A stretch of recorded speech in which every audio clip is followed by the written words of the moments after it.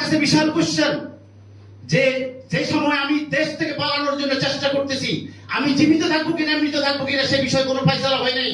সেই সময় সেই পাকিস্তানি যোদ্ধারা বাংলাদেশের বুদ্ধিজীবীদের হত্যা করবে, এটি আমি মনে করি যে রীতিমতো একটা অবান্তর। এটা আন্তর্জাতিক ষড়যন্ত্রের মাধ্যমে এদেশকে একটা দেশের রাজ্যে পরিণত করার জন্য বুদ্ধিজীবীদেরকে ষড়যন্ত্রমূলকভাবে হত্যা করা হয়েছে। এবং আজ পর্যন্ত যে কথাটা বারবার আসছে যে এই গুমের জন্য আমরা আজ পর্যন্ত জহির রায়হানকে আমরা খুঁজে পাচ্ছি না। যদি জহির রায়হানকে যদি খুঁজে পাওয়া যেত, সত্যিকার ইতিহাস আমরা পেতাম যে ঘটনা কোথায় হয়েছে, কি হয়েছে।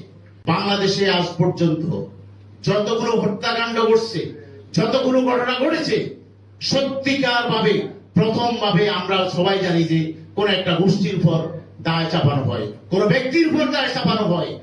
15 বছর 20 বছর পরে দেখি যে ওই লোক খালাস, আসলে প্রকৃত আসামি আরেকজন। এই বিষয়গুলো কেন হচ্ছে? একের পরে এগুলো বেশ কিছু ন্যারেটিভ তৈরি করা হচ্ছে।